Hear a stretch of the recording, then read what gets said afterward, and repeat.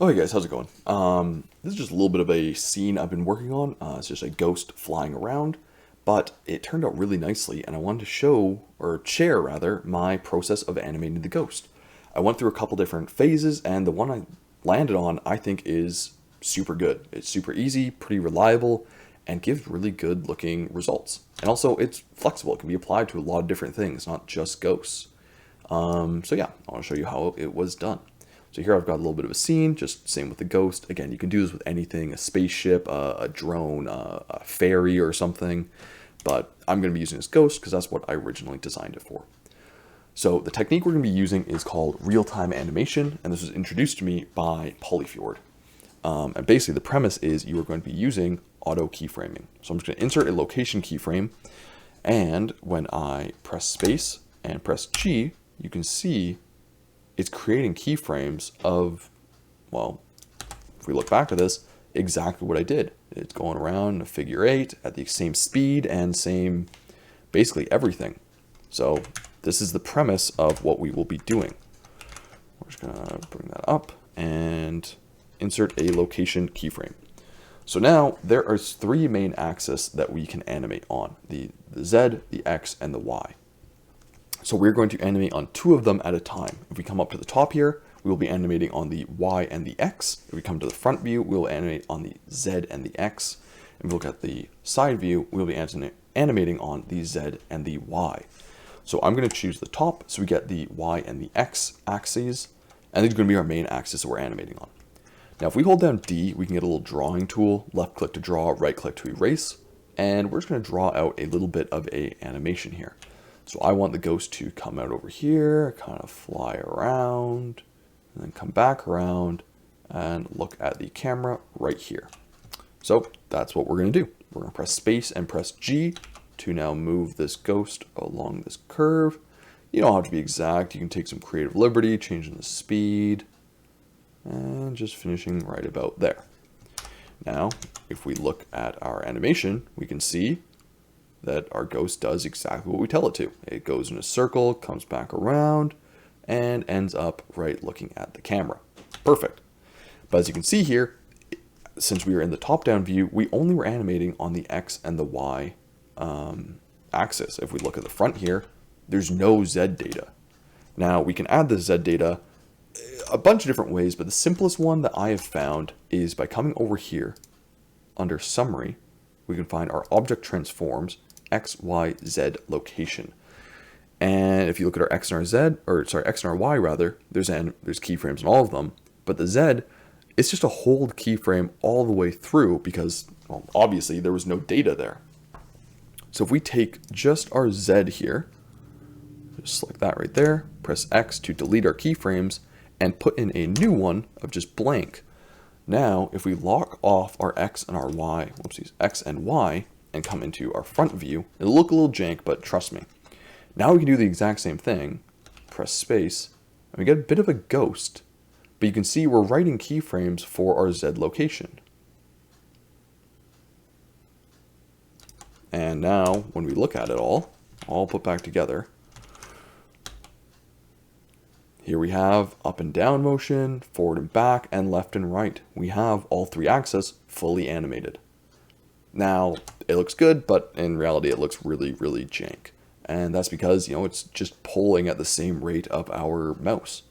So if we re-enable our X and our Y, we can clean this up very easily by pressing Control Tab to go into our graph editor. Now here, we've got our entire graph, and we're going to be doing two techniques. Both of them are found under Key. We're going to be doing sample keyframes and smooth keys. In some cases, you don't need to use sample keyframes, but it's still just a good idea to do. So the hotkeys for that are Shift, Alt, O, and you can see we went from having no keyframes here to having keyframes. So this just fills in any gaps, because when we smooth our keyframes, we can get some glitches if there's gaps. So now we're just going to press Alt, O, press it a couple times, and now if we look at our animation, all of a sudden, this is super smooth. Went from something super kind of jagged and jank to really smooth and completely usable. The main issue though now is that our ghost is always looking in one direction. There is actually no rotational data. We only have location.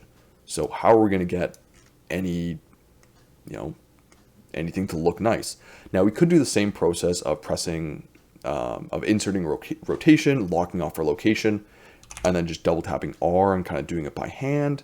But this is, I mean, I guess it's all right, but it's not great by any means. A better way is by coming in here. If we just bring our selection to, or cursor to selected rather, and we add in a empty and parent this empty to our object or armature or whatever we animated, it now obviously follows along with our animation. But if we come up with just the empty selected to object, animation, bake action, if we have visual keying and clear parents turned on, if we press OK, all of a sudden our empty and our armature, if we see here, have very similar animation. Obviously the empty has location or rotation, but again, they're just blank keyframes. All we care about is, or sorry, the rotation and scale. All we care about is the location. So now, if we play them, this is no longer parented, which means we can just offset it by a couple frames. And now when you look, it's leading our ghost. Now I'm sure you know where I'm going with this. If we now take our original object, our ghost here, and add in a constraint, we can add in a damp track and select our empty. Now all of a sudden our ghost is looking towards that empty. I mean, wrong way, so we'll invert it, but it's now looking towards this empty, which is leading it. So big reveal, we now have our ghost looking where it's going. Look at that, you get nice little rotation there. Like this is a beautiful little spin spiral. That would be very frustrating to animate by hand, but you just get it passively by accident.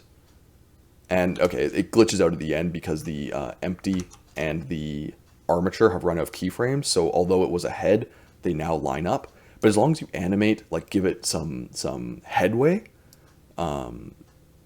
you get perfect looking animation here. It comes out, it flies around, gives a little rotation. And yeah, this looks, in my opinion, exactly like in the games. It looks super organic. It's very easy to animate, and it's super easy to redo it again because it only takes as long as your scene is. Our scene is only 8 seconds long. It took 8 seconds to animate this. I mean, obviously it takes more with extra steps, but really it only takes as long as your scene is to animate your little ghost. I even tried things like curves, because that's how everyone always tells me to do it. Oh, just make a curve and have it follow the curve. This is just better. Like, honestly. So this is a super simple and easy workflow. I hope this is helpful. I hope you guys enjoyed it. Honestly, please like and subscribe. It really does help. And I hope to see you in the next video.